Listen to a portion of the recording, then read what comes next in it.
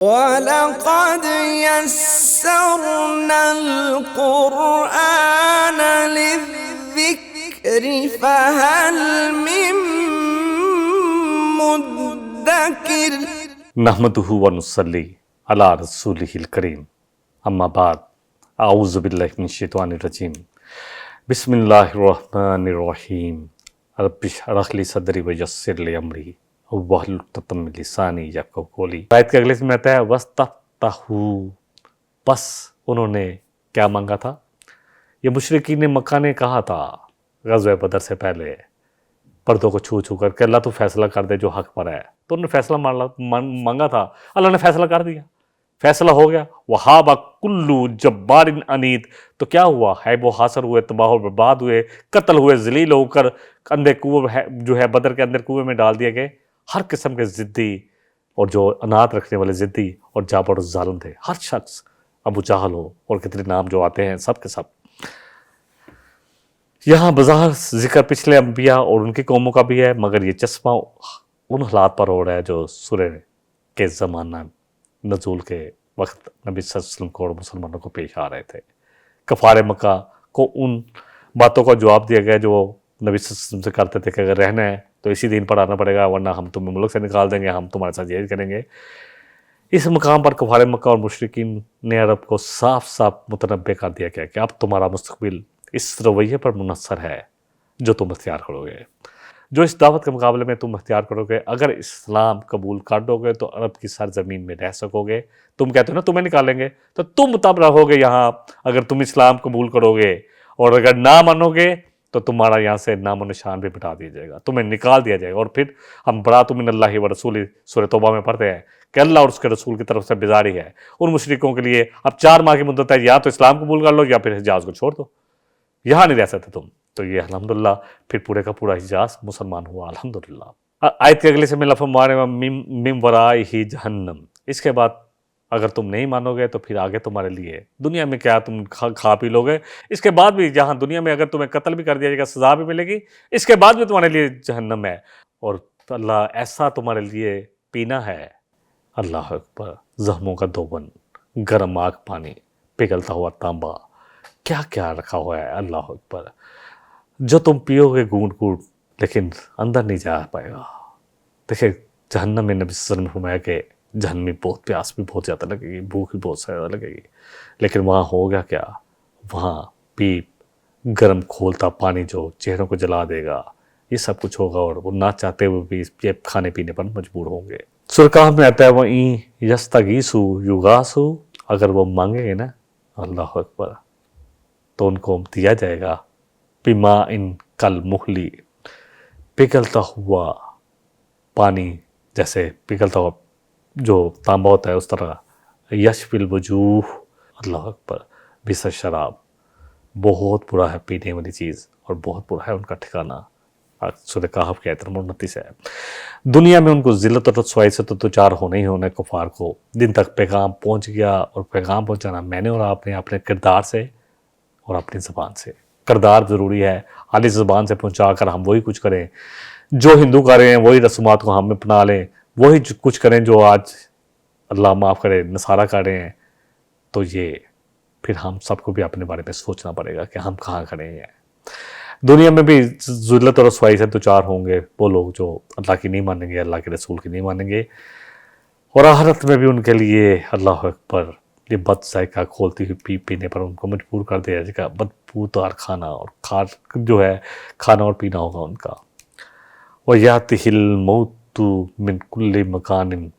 وہاں پر لگے کہ ہر وقت موت آ رہی ہے، وَمَا هُوَ بِمَيِّتٍ، لیکن مریں گے نہیں۔ وَمِنْ وَرَائِهِ عَذَابٌ غَلِيظٌ، اس کے بعد اور بھی سخت عذاب، ان کا عذاب دن بدن بڑھتا ہی رہے گا۔ اللہم اجرنا من النار، اللہ ہم سب کو اس جہنم سے بچا لے۔ یقین کرے ٹوٹی پھوٹی کوششیں کر کے لے جائے، جنت میں جانا ہم نے اللہ کے فضل سے ہے، لیکن ٹوٹی پھوٹی کوششیں میں اور آپ کر لیں، جتنی جس کے پاس استطاعت ہے، مال بھی اللہ کی راہ میں لگانا ہے، جان بھی لگانی ہے، اولاد کو بھی اس چیز پر قائل کرنے کے وہ بھی لگے، جو ہمارے بس میں ہے اس پہ تو ہم جو بھی کر سکتے ہیں، اپنے وقت کو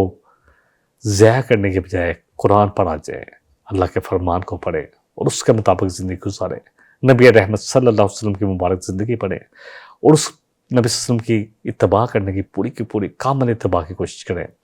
ایمان تو لانا ہے اللہ پر اور اس کے رسول پر، اتباع کرنی ہے رسول اکرم صلی اللہ علیہ وسلم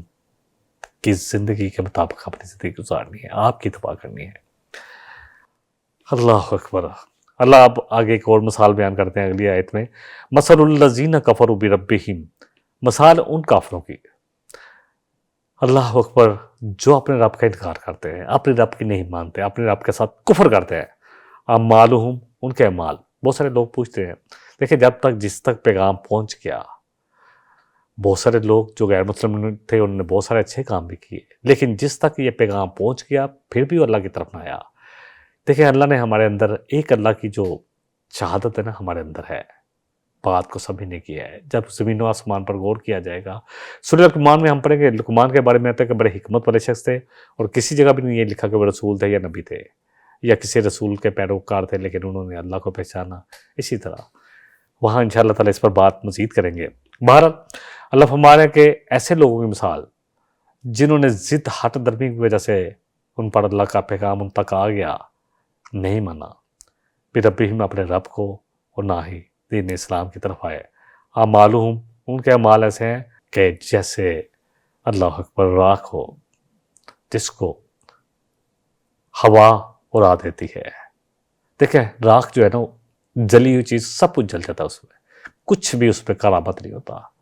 کچرے میں سے تو پھر بھی ہم دیکھتے ہیں لوگ ڈھونڈ لیتے ہیں، کوئی نہ کوئی کام کی چیز نکل جاتی ہے کہ لوگ اس کو پھینک دیتے ہیں، کسی اور کے لیے کام آ جاتی ہے، لیکن راکھ تو سب کچھ جلا دیتی ہے۔ راکھ، آگ جو ہے، جو راکھ بن جاتی ہے چیز، اس میں تو کوئی فائدہ نہیں ہوتا۔ فی یومن آصف، جب تیز ہوا چلتی ہے تو اللہ کہتے ہیں ان کے اعمال کی مثال ایسے ہی ہے، جو اپنے رب کو نہیں مانتے، نہ شکری کرتے ہیں، اپنے رب کو مان کر بھی رب کی نہیں مانتے، ان کے جتنے بھی مال ان کی کیا اوقات ہے، بس اتنی ہے جو تھوڑے بہت دنیا میں انہوں نے اچھا عمل کیے ہوں گے، جیسے کہ راکھ ہو جس کو تیز ہوا، فی یوم ناصف، تیز ہوا آندھی جو ہے اڑائے پھرتی ہے، لا یقدرون مما کسبوا، اور جو بھی کمائی کی ہوئی اس کا کچھ بھی ان کو فائدہ نہیں ہوتا، علی شیء، کوئی چیز بھی ان کے فائدہ مند نہیں ثابت ہوتی۔ ذالک هو الضلال البعید، اور یہ ہے سب سے بڑا، سب سے زیادہ دور کی گمراہی، یعنی گمراہی میں سب سے زیادہ آگے نکل جانا۔ دیکھیں آج بھی اصل بات یہ ہے کہ آج ہم مسلمانوں کے گھر پیدا ہو گئے، یہود و نصارہ جو اہل کتاب ہیں انہوں نے بھی اپنی کتابوں کو نہیں پڑھا، اور وہ بھی اپنی من چاہی زندگی پر آ گئے، اور آج مسلمان بھی وہی کچھ کر رہے ہیں۔ دیکھیں کفر جو ہے چھپانے کے لیے ہے، اگر وہ دین جو اللہ نے ہمیں دیا ہے اگر ہم اس کی ترویج نہیں کر رہے، اس کی تبلیغ نہیں کر رہے، اس کو ہماری ذاتوں سے وہ نظر نہیں آ رہا، ہمارے کردار سے نظر نہیں آ رہا، ہماری زبان سے ادا نہیں ہو رہا، تو ہم بھی کسی نہ کسی طرح اس انکار کے زمرے میں آ جاتے ہیں۔ کفر انکار کے لیے آتا ہے، چھپانے کے لیے آتا ہے، نہ شکری کے لیے آتا ہے، تو ہم اس کا شکر ادا نہیں کر رہے۔ دیکھیں ایک چیز اللہ نے نعمت دی ہے، اس کا شکر یہی ہے کہ اللہ نے کو جو نعمت دی ہے اس کو جو اللہ کا حکم ہے اس کے مطابق استعمال کیا جائے۔ اگر اللہ نے ہمیں مسلمان بنایا ہے اور قرآن جیسی نعمت دی ہے تو کیا کرنا ہے، اس کو سمجھا جائے، اس کو قرآن کو سمجھ کر اس کے مطابق عمل کیا جائے، پھر لوگوں کو اس کے مطابق دعوت دی جائے۔ نظام بھی ہمارا ایسا ہونا چاہیے جس میں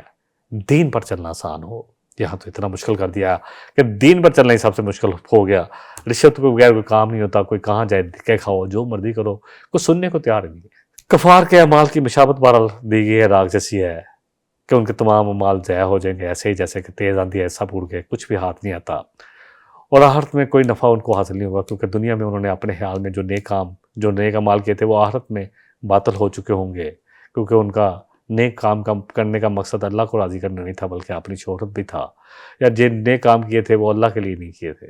کفار کے اعمال کی اصلیت ایسی ہے جیسے تیز آندھی جو راکھ کو اڑا کر لے جائے، یعنی راکھ جیسی ہے جو تیز آندھی آئی ختم ہو گئی، دور کی زندگی ختم ہوئی تو ساتھ ہی ختم ہو گئی، اور راکھ کے جزا اور زراعت متفرق منتشر ہو جاتے ہیں، وہ نظر نہیں آتے، اور اس راکھ کا کوئی اثر اور کوئی نشان باقی نہیں رہتا۔ اسی طرح ان کے عمل جو ہیں وہ بے اثر ہو جائیں گے، بے نشان ہو جائیں گے۔ ان کے اعمال چاہے انہوں نے صدقے کیے ہوں گے، خیرات کیے ہوں گے، رشتہ داروں سے حسن سلوک اور بھوکوں کو کھانا کھلانا، غلاموں کو آزاد کرنا، یہ سارے کیے ہوں گے، لیکن جب ایمان کی دعوت آ گئی اور اس کے بعد انہوں نے ایمان قبول نہ کیا، اللہ کی طرف نہیں آیا، اللہ کے رسولوں کی بات کو نہیں مانا، اللہ اکبر، تو سارے اعمال یہ ضائع ہو جائیں گے۔ مہمانوں کی تنظیم بھی کرتے تھے یہ قریش، حج پہ روٹیاں توڑ کر بھی کھلاتے تھے ان کو، جو بھی ان کا مشرکین کے دور میں حج ہوتا تھا، مگر ان کے کفر کی وجہ سے، جب اللہ کی دعوت ان تک پہنچ گئی، انکار کی وجہ سے ان کے تمام اعمال باطل ہو جائیں گے، اور انجام کار ان کے لیے یہ کام کچھ بھی ان کو فائدہ نہ پہنچا سکیں گے، وہ ان کا اچھا نہیں ہوگا۔ دیکھیں اللہ سبحانہ وتعالیٰ جیسے فرما رہے ہیں سورہ فرقان کے آیت نمبر 23 میں، وَقَدِّمْنَا إِلَىٰ مَا عَمِلُوا، کہ ہم ٹھوکر مار دیں گے ایسے تمام عملوں کو جو انہوں نے کیے ہوں گے اچھے، من عمل، ان عملوں میں سے، فَجَعَلْنَاهُ هَبَاءً مَنْثُورًا، اور اس کو ہم راکھ کی طرح اڑا دیں گے۔ أَلَمْ تَرَ أَنَّ اللَّهَ خَلَقَ السَّمَاوَاتِ وَالْأَرْضَ، اللہ کہہ رہے ہیں کہ کیا یہ مشرکین مکہ اور جتنے بھی آج دنیا کے مشرک ہیں، ہم مسلمان بھی کیا نہیں دیکھتے؟ آج تو میں خود ہوں کہ ہم مسلمان کہاں کھڑے ہو گئے ہیں، کہاں ہیں ہم؟ کچھ ریچول اپنا لیے، دین کا اصل کنسیپٹ تو نکل گیا۔ جہاد فی سبیل اللہ کے دین کو اپنی زندگیوں میں قائم کرنا، اللہ کے نظام کو، قرآن اور سنت کے نظام کو اپنی زندگیوں میں جو اللہ کے نبی صلی اللہ علیہ وسلم نے قائم کر کے دکھا دیا، اور پھر خلفائے راشد نے ہمیں دکھا دیا کہ کیسے کیا جاتا ہے۔ ہم نے دیکھ لیا ابو بکر صدیق کا خوبصورت دور، عمر فاروق رضی اللہ عنہ کا دور ہے، اسی طرح حضرت عثمان کا دور ہے، یا اس کے بعد حضرت جو ہے علی کا دور ہے، یا اس کے بعد حسن رضی اللہ عنہ کا دور ہے، اور اس کے بعد بھی بہت سارے، عمر بن عبدالعزیز، بہت سارے نام آتے ہیں۔ جب وہ کام ہم نہیں کریں گے، اللہ کے دین کے غلبے کے لیے نہیں نکلیں گے، نہ جان لگائیں گے، نہ مال لگائیں گے، اللہ اکبر، تو پھر ہم سب بھی سوچیں کہ یہ جو وعیدیں دی جانے کی ہمارے لیے تو نہیں ہے،